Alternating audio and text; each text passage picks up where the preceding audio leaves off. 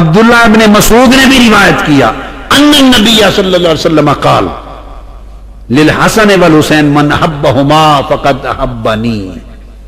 جس نے حسن حسین سے محبت کی اس نے مجھ سے محبت کی۔ حضرت سلمان فارسی اس کے راوی ہیں، مستدرک میں حاکم روایت کرتے ہیں، آقا نے فرمایا من احبہما احبنی ومن احبنی احبہ اللہ ومن احبہ اللہ ادخلہ الجنہ، جس نے حسن اور حسین سے محبت کی اس نے مجھ سے محبت کی، جس نے مجھ سے محبت کی اللہ نے اس سے محبت کی۔ یہاں محبت کرنے والا بدل گیا، جس نے حسن اور حسین سے محبت کی اس نے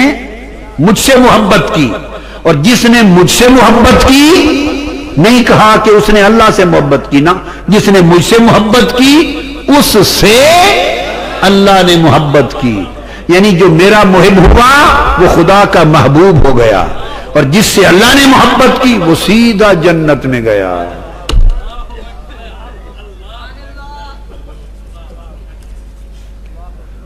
اور پھر آقا علیہ السلام نے فرمایا ترمذی شریف، اخذ بید حسن و حسین، حسن اور حسین کے دونوں ہاتھ پکڑ لیے اور امت کو کہا من حبنی و حب ہذین و اباہما و امہما کان معی فی درجتی یوم القیامہ، لوگوں جس نے ان دونوں سے محبت کی اور مجھ سے، ان دونوں سے اور ان کے ماں سے اور ان کے باپ سے، وہ قیامت کے دن میرے ساتھ میرے درجے میں ہوگا۔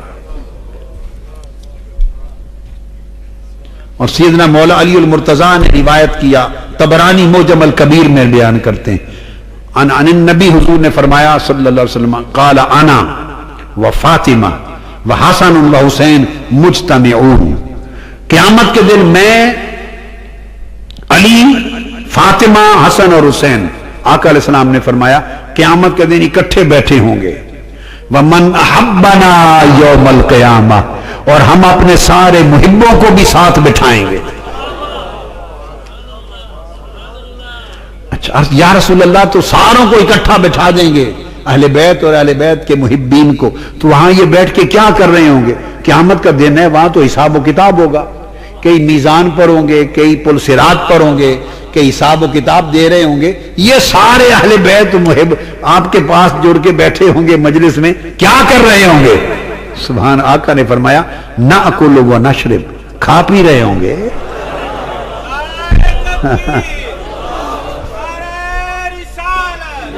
سب کی جنت ہو، سب کی قیامت ہوگی، اہل بیت کی پکنک ہوگی۔ اس وقت تک بیٹھیں گے، ان کو سرو کیا جائے گا، کھانا پیا، جب تک لوگ اپنے حساب و کتاب سے فارغ نہ ہو جائیں۔ آپ نے اندازہ کیا؟ اور پھر اس کا دوسرا رخ اسی طرح، جیسے محبت کا اس طرح بغض کا، فرمایا من ابغضہما فقد ابغضنی۔ ابو ہریرہ روایت کرتے ہیں رضی اللہ عنہ، یہ حدیث عبداللہ ابن مسعود بھی روایت کرتے ہیں، یہ حدیث عبداللہ ابن عباس بھی روایت کرتے ہیں، من ابغضہما فقد ابغضنی۔ اور حضرت سلمان فارسی روایت کرتے ہیں ومن ابغضہما فقد ابغضنی ومن ابغضنی ابغضہ اللہ ومن ابغضہ اللہ ادخلہ النار، جو ان سے بغض رکھے گا مجھ سے بغض رکھے گا، جو مجھ سے بغض رکھے گا اس سے اللہ بغض رکھے گا، اللہ اس سے مبغوض کر دے گا، غیر المغضوب علیہم وہ اللہ کا مغضوب ہو جائے گا۔ تو گویا اہل بیت سے بغض رکھنے والے غیر المغضوب علیہم میں شامل ہیں، اور جس سے اللہ بغض رکھے گا سیدھا دوزخ میں جائے گا۔ اگلی حدیث جسے امام طبرانی نے المعجم الاوسط میں روایت کی، اور یہ سب کتابیں،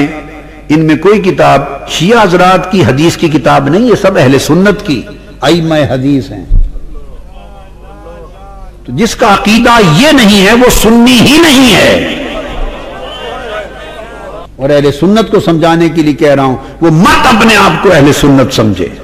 وہ کسی مغالطے میں ہے، وہ خارجی ہے۔ جابر بن عبداللہ انصاری رضی اللہ تعالیٰ عنہ روایت کرتے ہیں، اور امام طبرانی نے المعجم الاوسط میں اس کو روایت کیا، امام حیثمی نے بھی اس کو لیا.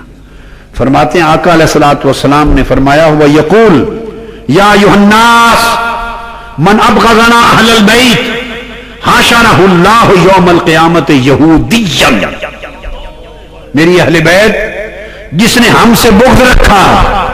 قیامت کا دن اللہ تعالیٰ اس کا حشر یہودیوں کے طور پہ کرے گا. وہ قیامت کا دن بطور یہودی کھڑا کیا جائے گا, امت محمدی میں کھڑا نہیں ہوگا, یہودی ہوگا. حضرت جابر بن عبداللہ انصاری کہتے ہیں فقلت یا رسول اللہ وان صام وصلی, آقا اگر وہ نماز بھی پڑھتا تھا روزے بھی رکھتا تھا, تاجدار کائنات نے جواب دیا قال نعم وان صام وصلی,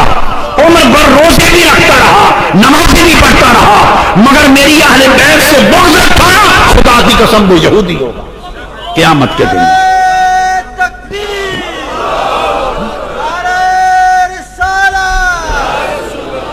اور حضرت ابو سعید خدری رضی اللہ تعالیٰ عنہ روایت کرتے ہیں, اور اس حدیث کو امام حاکم نے مستدرک میں روایت کیا اور امام ابن حبان نے اپنی صحیح میں روایت کی. ابو سعید خدری فرماتے ہیں قال قال رسول اللہ صلی اللہ علیہ وسلم والذی نفسی بیدہ لا یبغضنا اہل البیت احد الا ادخلہ اللہ النار. آقا نے فرمایا میری اہل بیت کوئی ایک شخص ایسا نہیں جو ہم سے بغض رکھے اور اللہ اس کو پکڑ کے جہنم میں نہ ڈال دے.